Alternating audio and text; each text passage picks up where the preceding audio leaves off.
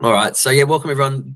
HubSpot Pro Connect. So this is basically our first sort of session. This is something that we're trying to sort of enhance the HubSpot experience for everyone.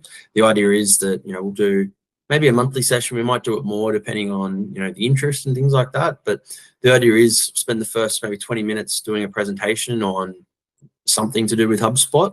And then from there, we'll open to questions. So the idea being that, you can come along to this, and basically you can learn, you can ask questions, and you can interact with each other as well. So I suppose as we go through, put a little presentation to try and keep me in order. Trust the process. Our process is pretty streamlined. Those who've worked with us before would have seen this document. But the idea is systemize, automate, delegate. We systemize through understanding process. We automate by taking that process and putting it into a platform. And then we delegate by teaching people how to use it. A little bit about me. I won't bore everyone. I think I know most people here that have jumped in. My main role in the business is I'm head of CRM, and I've worked with CRMs for about 10 years. So what is HubSpot Pro Connect? It's a place to connect, a place to ask questions, a place to learn. And what is covered? We cover all things HubSpot. So from sales to marketing to service reporting. We look at tech and integrations, both native integrations within HubSpot, third-party integrations, and custom-built integrations. We'll talk about websites and CMS, and then we'll also talk about the ever-growing phenomenon that is AI. So one of the other things that we just wanted to touch on is just within, as part of this, we've also started a Slack community that we'll put in the chat. The Slack community is designed so that you can jump in and ask questions of us at any time. And basically, you'll have access to a team if you're unsure of anything. So if you want to jump in that, we call it the collective. There's a specific HubSpot group that you can use within that. And basically, like I said, you'll be able to jump in and manage that as you wish. So what are we going to talk about today? So today I thought I'd just start off pretty straightforward and just talk about controlling your pipeline in HubSpot. So, the way we manage our pipeline is one of the most important things within the CRM and within HubSpot. I really look at the CRM side and the pipeline side as the way that we manage, the way and the foundation of how we use a CRM. So if we can get that right and we can manage it effectively, then everything else in the business can flow. And what I mean by that is we can look at segmentation, we can look at reporting, we can look at a range of different things. So what I'm going to do is I've got a presentation, but I'm not actually going to be presenting off this. I'm going to jump in and from here, I'm going to go into and look into the actual platform and get in a position where we can move around and show you some examples. The first thing when we talk about pipeline optimization is number one is process. I'm pretty sure most people here have gone through some type of process workshop with us in different elements. But what I'd ask is, when was the last time that you've reviewed that process and you've gone back and you've actually, even looked at your workflow and you've adjusted it to what you're doing now? So I know Rebecca, she's pretty good at that. She's looking at a process pretty regularly, but what's everyone else, doing in the group? Are you generally looking at process, or is it something that, you look at when you can? Maybe for people to yell out. I'm finding it too hard to change things, Yeah. automate things, and everything's so complicated. Yeah. I'm not loving Yeah. Trudy's obviously not a spokesperson for HubSpot, so that's fine. And that's fine, Trudy. I think it is designed to be easy, but at the same time, it is also tech, and it still can be a little bit confusing to manage.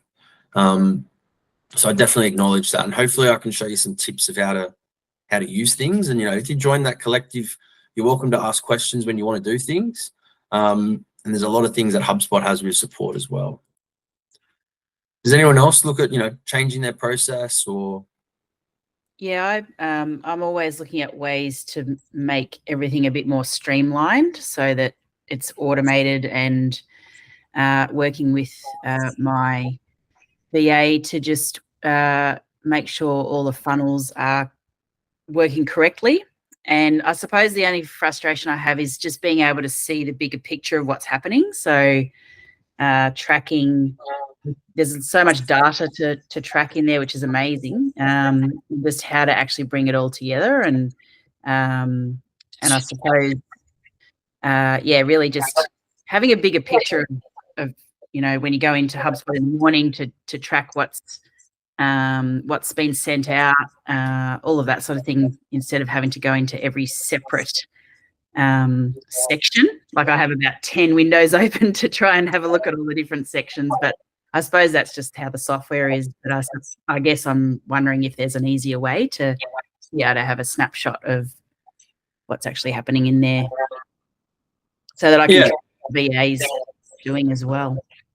Well, we might leave that for some questions at the end that we can go into and look at like some real-time examples for that, and go from there.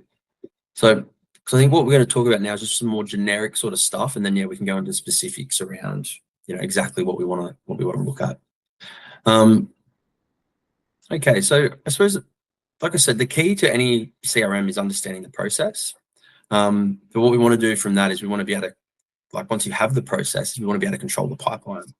So what I'm going to do is I'm just going to share this screen and just move through and just talk about a few sort of things within the CRM that you can manage. So at a start point, in terms of adjusting your own pipeline, it can be done very easily. And it can be done very easily by clicking board actions and going edit cards. Oh, sorry, not edit cards, edit stages. And then takes us to a pipeline area where we can then manage a range of different things. So we can add pipelines,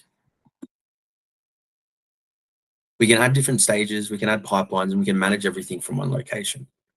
Now, when we are looking at that though, what we want to understand is we want to understand ways that we can control the process. Because when we talk about business, and we talk about CRM management, this here is the process that staff need to follow. And there's some ways that we can control it so that it becomes almost foolproof for them. So some of the things we've got in tools within HubSpot are something like required fields. So a required field is when we move a deal into a certain stage, it pops up and then it asks for certain information. Now, the reason why this is good is because what it allows you to do is it means that if you don't put the information in, it foolproofs the process because you can't move things forward. Now, most people would probably know about that. Within that, you've also got the ability to then use conditional property logic. So it's not just about that one field. As an example, if I were to go and put in a certain field in the referral source, which is going to be partner, it pops up and then asks another question. So if I put in a different field, it doesn't pop that up.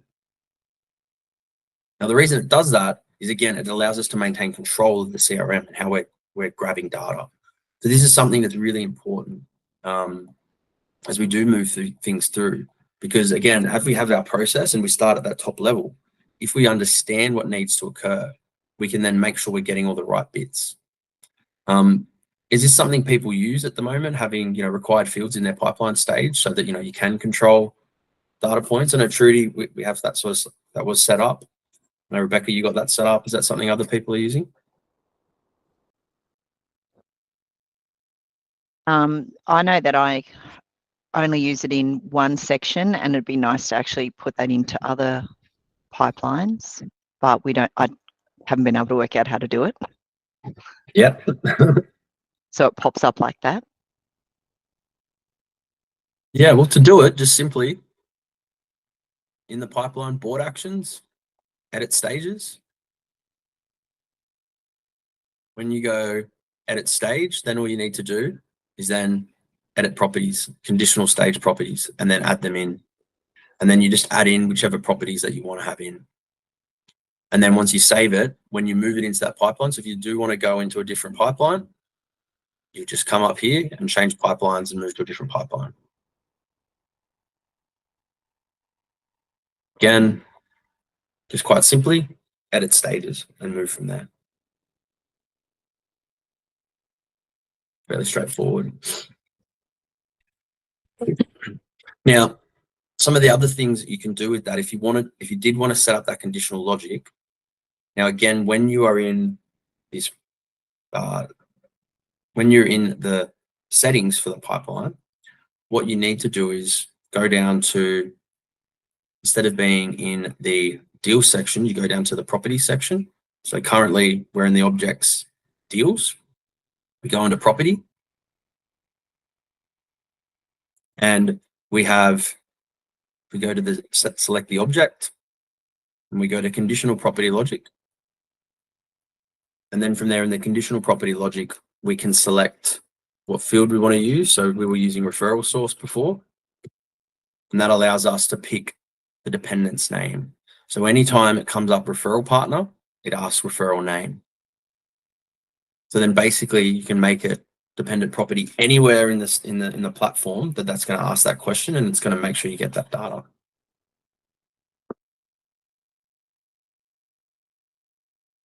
Now, does that all sort of make sense? So what we sort of set up there is those bits of data points will not only allow you to manage the way you look at fields, but it'll also allow you to make sure that you're getting the right data points for marketing segmentation and reporting. It's sort of foolproofing the way you do business. And it means that staff, as they move things along, they can't miss things because they can't. It's impossible. You can actually also then, as well, if you want to take it to another level of control within the system, when you go to the edit stages side again, we've got a range of other areas that we can control. So this sort of edit stage is something that you guys should definitely know. And if you don't, go there, check it out. So what you can also do is, where it comes down here, we've got pipeline rules. And pipeline rules allow us to control where deals are created. So we only want to have deals created in a specific stage, restrict deals from skipping stages. Sorry, I didn't show them. So when we're back in this tab here, if we go to pipeline rules, this is where we can control a range of different things to do with the pipeline. So we've got restrict deals from skipping stages. So if you don't want deals to be able to jump and you want to look at conversions, you can have that. If you want to limit where deals are created, so they're only created in one stage, you can set that up. You can control edit access, and you can restrict deals from even moving backwards. So again, setting it up so that deals can't skip stages, and then having required fields and dependent logic properties means that as things move forward, you've completely foolproof the process. And obviously the staff have to move things forward and the team have to move things forward because you want to progress the way deals are moving. Does that all make sense? Is that something that people would use or people are aware of?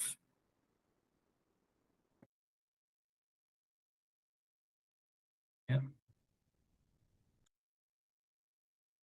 Now, the other one, when we go back into managing the pipeline and the type of things that we can do, from a very top level of understanding deal cards and understanding how things operate here. Number one, looking at a deal card, we can customize what appears on this deal card. So you see here it says deal owner. Deal owner, then over here it says product close date. What you can actually do is you can make visible 4 properties in this location here. And that's very handy, obviously, so you can see things at a glance. Now, again, to do that, same sort of area, we just go into the same field we've been looking at all day, edit stages. Edit stage, and then we just customize board and card view. And now this is done via pipeline. So you can have different fields based off different pipelines. And it's really handy to be able to see things at a glance. So I definitely would recommend managing that and having that set up accurately across all your pipelines. Now, the other thing that you can do, throughout your pipeline is, and this is a newish feature of HubSpot, is that throughout the pipeline, in the past, you could have a range of different properties on this left-hand side in different groups. And it can be quite confusing when you've got different product lines and different elements of the business. Now, what we've got now is you can control what these properties appear on this left-hand side based off the pipeline that they're in. So if I were to move this into a different pipeline, if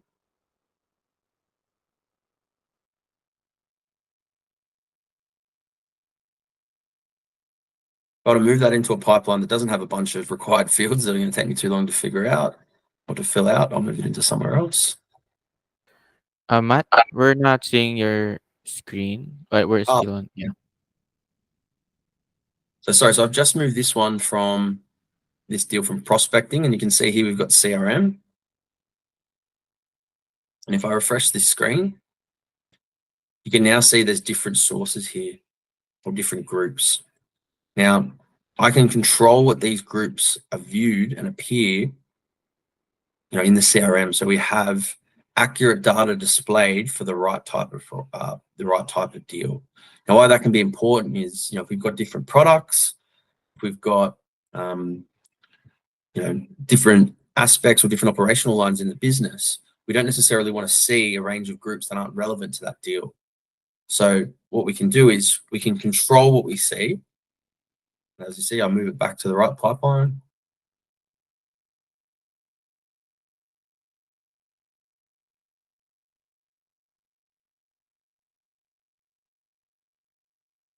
And then from there, where it's moved back, it's gone back, it's reverted back to the original. It's about this deal in CRM. So again, you can control that. So the way that you can manage what's visible within a pipeline is the same way that you add properties to this left-hand view. So again, the main tab that we've been looking at today is that edit stages.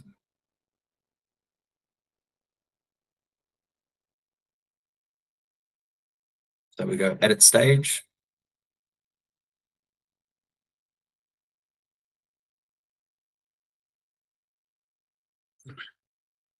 And then we want to go to record customization.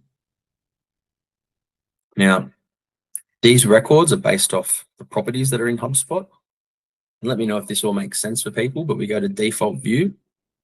And what we've got here is these cards are the groups that are on that left-hand side. So, previously we were looking at CRM. If I edit that, it brings up all the properties that are visible in that CRM. And then using the conditional logic, we've got what pipelines they appear in. So all these different groups are reflective back off what is in the left-hand side of the deal. And then we can control how they appear. Does that make sense to everyone? Is that straightforward enough?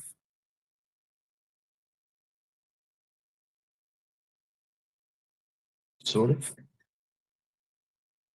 Cool. And again, what we're starting to control within the CRM is we're controlling, the process. So that number one, people are, inputting data when we want them to input data. We're controlling the ability to,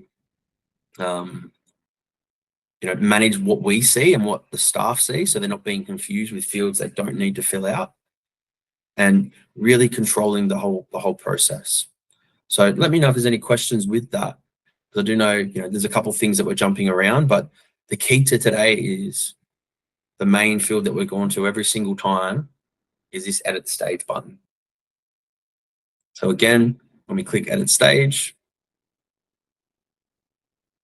we've got the option to edit pipelines. We've got the option to edit conditional properties. We've got the option to go to pipeline rules, where we can control the movement. We've got the option to come and customize the board and the card view, so we can add additional properties. And the other one that we've got the option to do is also customize deal tags. So back in this other view, you might notice that we've got things tagged here: Outsource Accelerator, Entourage, might be some HubSpot there as well. That basically allowed us to add tags to our card view. And while we do this is, again, so things are more visible, so we know what we want, what needs to be actioned. Now, we can do things where we can set it up where those tags could be based off anything. Could be based off a lead being warmer. Could be based off a lead that's gone cold, hasn't had activity in a while. But again, to do that, in the edit section, we basically can see we've got all our tags used at the moment. But when you do add your tags, it's based off a field property. So on that left-hand view, it's based off what's visible there. Now, the last thing I'll just show for managing the pipeline is just a really simple one and fairly straightforward. But on each deal, we've got the last activity and then we've got the next activity. One way to control from a management point of view is to make sure that we're seeing things in here. And if there's not, we want to see tasks. So you can quickly see at a glance. You might notice that there's a different color between the blue and the white cards or deals. Now that's controlled from a different section where we go edit cards and we can set cards as inactive. So we have it set cards inactive after 7 days. But if we want to have that 2 weeks, 3 weeks, whatever, it allows you to be able to have that visibility on what's going on. What you can actually do with that activity, it's set off the last activity date. You can actually then create workflows. So to notify people, notify staff when a card's gone, inactive after 14 days. Some people might use that to, after 30 days or 40 days, send a deal to close lost and be like, all right, let's automatically get it out of the pipeline. Let's move it away. Because one of the key things about pipeline management is not having too many deals clogging up the pipeline. Does that make sense or does anyone have any questions just about, those sort of like key features to pipeline management? But yeah, any questions? Pretty straightforward. All right, so I just wanted to finish off with just a couple of other tips and tricks around managing HubSpot within the system before we open up for some questions. So number one, as a really good tip or trick for everyone, if you're not using the core functionality within HubSpot, that's fine. But I suppose what most people would be using is some type of video recording platform, Zoom or Google Meets or whatever it is. So HubSpot has direct integrations with all those recording platforms. And so if you go into the app marketplace, which we'll go into after, you can add them in very easily. So then any time that you do a meeting, it's going to log it straight against HubSpot. So Pete has a range of meetings he's done here. And what it'll do is for the video recording, it records it. So these are live meetings that Pete has conducted. So just a really easy tip, again, these will save these against the records. So if you haven't already integrated your video recording, if you are doing it, that's something I definitely would recommend. And to do that, and as you can see, it takes snippets of the entire conversation. There is actions coming around at the moment where they're looking to add in additional AI features around note summaries, things like that. So it's going to get more advanced. So to do that, all you need to do is go to the app marketplace. You can just search for whatever video calling platform that you're using. So in this instance, Zoom. The final thing I wanted to highlight is just an interesting feature in HubSpot you're probably not aware of. So within HubSpot, if you go into your account section and you go down to product updates, there's a list of product updates that HubSpot's bringing. Now, the thing about HubSpot is it's a big beast, as we're all aware. There's always a lot of updates coming through. And with that, this is where you can see what new updates and what new features have come into HubSpot. Probably the more interesting thing about that is you can see the things that are in beta. And you can actually sign up for them early and join and request to join. Now, what that can do is if you're on the right subscription level, this can give you access to new features. And I wanted to highlight 2 new features that have come in, one in beta and one that's just popped in. So there's actually a new sales workforce that HubSpot's just released. Now, this is going to be very similar to the lead workspace, So if you can see up the top here, there's 2 new workspaces. We've got a prospecting and we've got a help desk. Now, these are designed for people with paid sales seats. You need a paid sales pro seat or a paid service pro. Now, these will come in and they're about to launch another sales pro, a sales workspace. So again, these are areas that you can work in, and all you need to do to be able to get access to these is to go into the product updates and you'll be able to view. Now, like I said, a lot of the time you can see the ones that are live and recent that have just come out. It's nothing groundbreaking, and you can see here, you know, they've given a releasing pack low. Releasing pack medium, releasing pack high basically means, you know, how big of a new update is it to the system? Is it going to be something completely new that might be like Commerce Hub, or is it something that, you know, might be just a little small change to the platform? Now, one of the recent and probably most, one of the most recent, most obvious updates they've had, that's more designed for like user experience, is designed around just basically a quick create tab. So it's nothing game changing, but it is a new feature. So what this will allow you to do, previously, if you wanted to create a contact, company or deal or ticket, or, you know, any of the key objects, you'd have to go into contacts, deals, and then create. So user experience wise, they've designed this now so you can come in quickly and easily, click deal or click anything and add, you know, that property or add that object straight from, you know, wherever you are in the system. All right, so I think I've gone a little bit over, so I thought I'd leave some time for questions. I can talk a bit more about, I was going to talk about Commerce Hub, but I might leave that for another day. But are there any questions? And, you know, this is the time we can talk about specific issues as well that anyone would like to go over.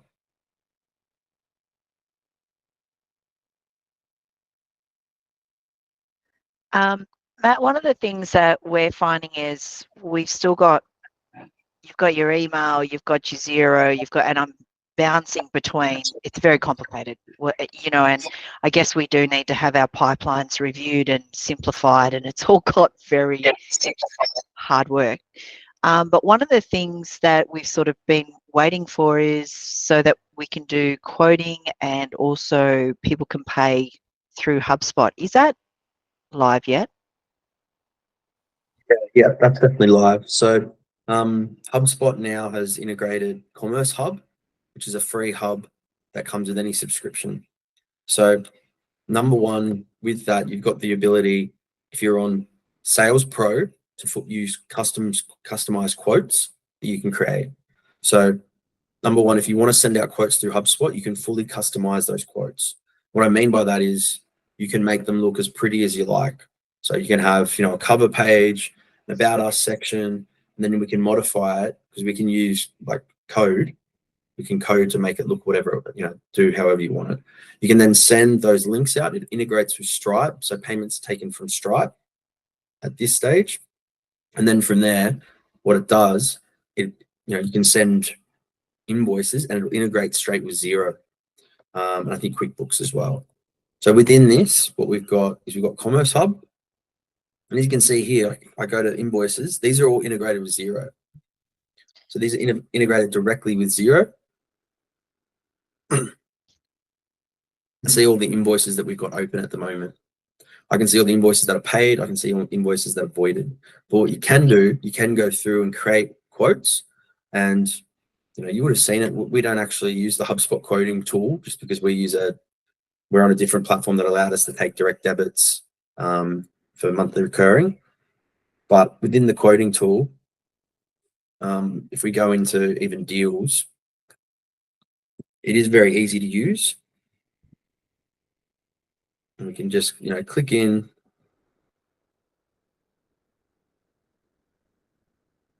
Slow.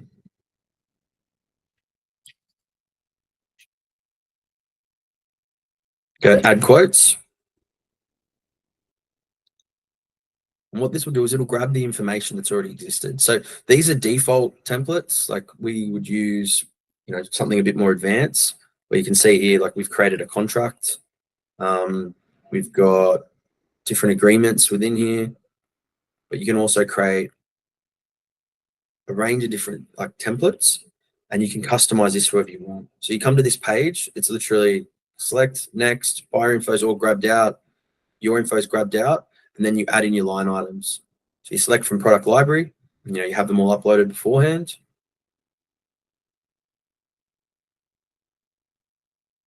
Go next. You can take e-signature. Next. You can take payment if you've integrated Stripe. And then that will integrate directly with Xero and create the invoice as well. So that invoice will then appear in the deal, and you'll be able to see when it's paid. So obviously you need to reconcile it on the Xero side, but overall, it's a pretty solid integration. There's obviously limitations on what you can do with some things and what you can't do. But for the most part, that Stripe that whole commerce hub is a pretty good step forward for HubSpot. Does that sort of answer your question, Tree? Yeah, we just were having trouble getting it to accept payments and all that. So maybe there's something to do with the integration. Yeah, maybe it's pretty straightforward because you can create payment links. Yeah, You can no. Okay, we'll give it another go. Yeah. Once you've got it set up and you've got payment links, very similar to Stripe. I copy my link. It could be something because it does integrate with what you've got with Stripe. So if there's any issues there with that, there could be some issues, but I haven't really heard of too many problems with it. You did mention before that you're having issues with jumping between different platforms, like jumping between the email and back to HubSpot. What's the issues with that? I think we just need to simplify. All our HubSpot is just gotten to the point where it's just everything's manual, everything's moving, everything's time consuming. And so it's like triple handling everywhere we go. So yeah, it's become a bit of a weight around our neck. So because I remember that you were using group emails. Is that still the case?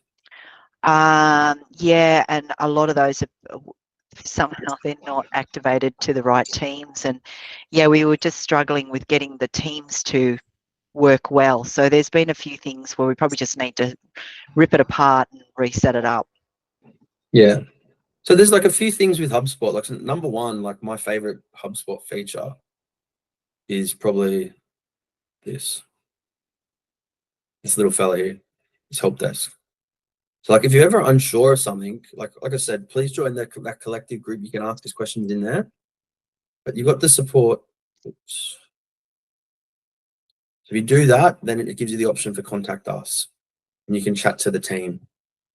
If you're having an issue with not having the team set up correctly, you can jump on here and ask these guys a question, and they will help you. You can't always get through to them. They may be busy and they may go send an email. The email response will take 24 hours. You go back and forth. I'd usually wait until it opens back up. Just check again in an hour. They will be very helpful with what you need. So that's just something to be aware of. That if you're having issues with that with emails, then that's fine. In terms of managing it, I generally use it. So my Gmail is where I email from, and HubSpot's where I manage, everything else. So I jump between the two. But the great thing is, as we jump into HubSpot, HubSpot is completely connected to my Gmail and to any email provider. So I can open this up, I can see deals, I can add tasks. If I go to create an email, I've got the HubSpot extension, I can access all my templates, I can access everything from HubSpot. So it's all completely integrated. So,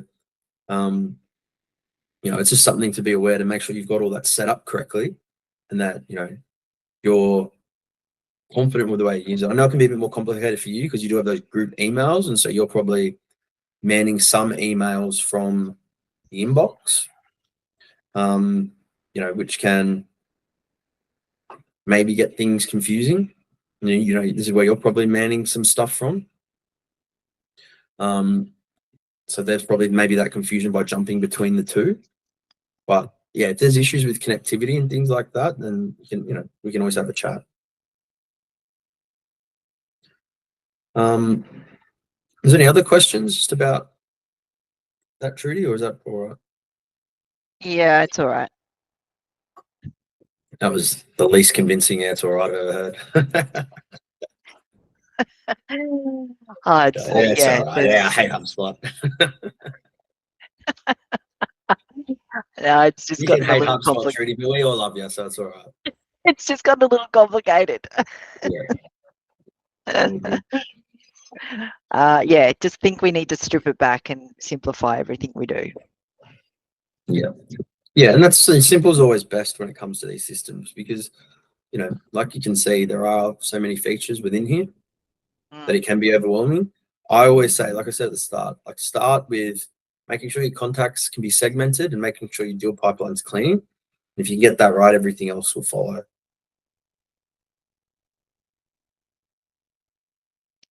Do we have any other questions from anyone? Yep, Sarah's got a question there, Matt. I think Sarah's had a hand up since the start. I'm not too sure, to be honest.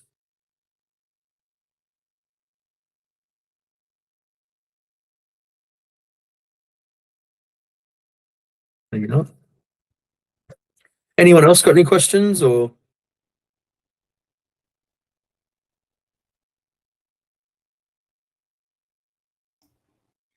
Yeah. I got a bit of a question, Matt. It's that extension that you've got in Gmail, which is sensational with all the templates and everything. Sometimes that suddenly is gone, like, and we have to sort of reinstall it in Gmail. Why is that?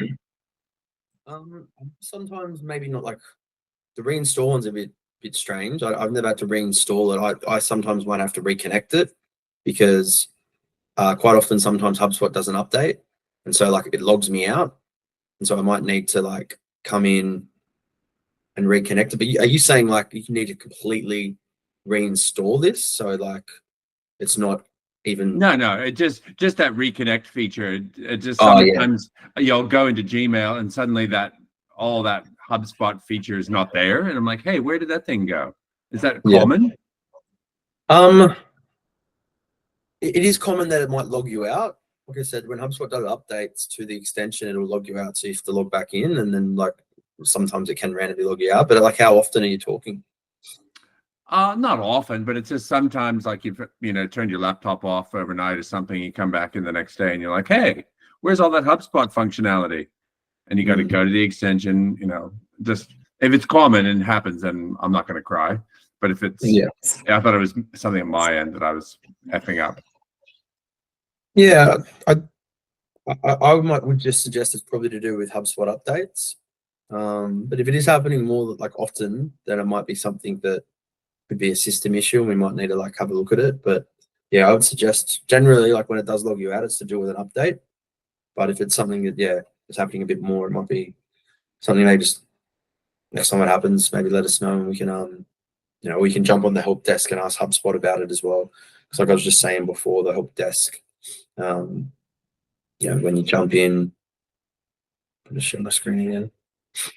If you're having any sort of technical issue like that, generally the first thing they'll ask you is for a screenshot or a recording so they can have a look at it, and then they can confirm if there's an outage. And in the end, it is it's only happened a few times, so that's cool.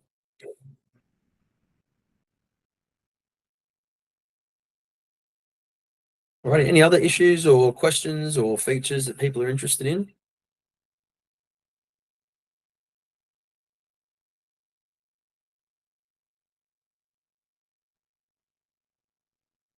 No?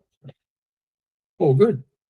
All right, well, if there's no other points, I think we'll wrap it there, guys. Thanks so much for the first one. Like I said, come along, we'll do a new topic each time. Feel free to ask questions. Feel free to send things through.